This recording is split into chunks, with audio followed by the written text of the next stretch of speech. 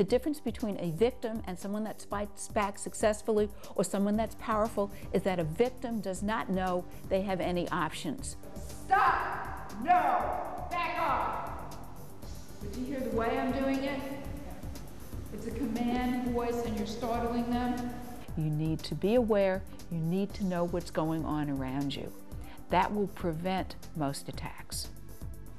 Back off! If an assailant targets somebody and approaches, they don't just attack.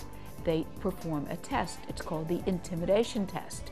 They want to find out whether or not they have a good victim. If you have to fight, you have to get into the stance. The assailant will try to target somebody whom he thinks is not paying attention, who's not aware, who's vulnerable. Start yelling, because the yelling triggers the adrenaline. No! Now, do you see what happens? I blocked, and look what I have. Totally wide open. These classes really do talk about defending yourself. It's not about being scared. It's about really taking care of yourself, but knowing what the environment is like and knowing what you need to do in order to protect yourself and maybe those people around you too. We like to give people choices. We want the community to have choices of classes or workshops that they can take. The mothers and daughters classes are so fun because it's a really bonding experience, and the moms care so much about their daughters being safe in the world.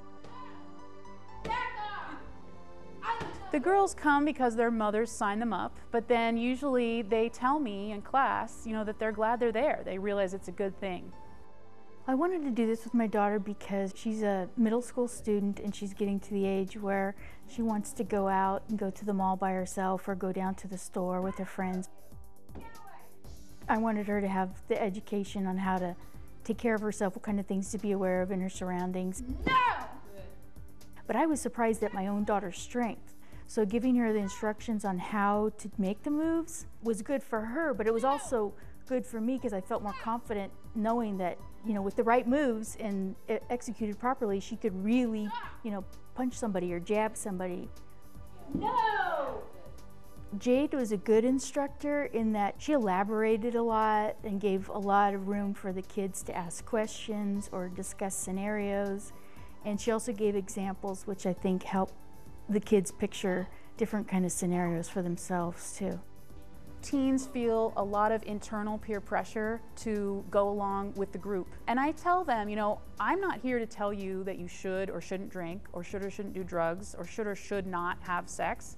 But if in a real life situation your true answer is no, I'm here to help teach you how to say no in an effective way. You have to draw a line where trying new things and being nice to everyone is not okay. And you have to step up and say, okay, this is a time where I'm gonna have to be the meanest person I've ever been. And I'm going to have to give it all I got, no matter what the case is. You have to step up to the plate. No!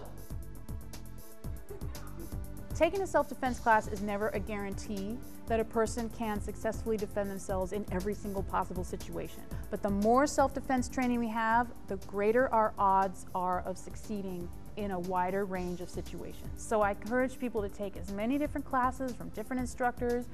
Just continue learning and expanding your options.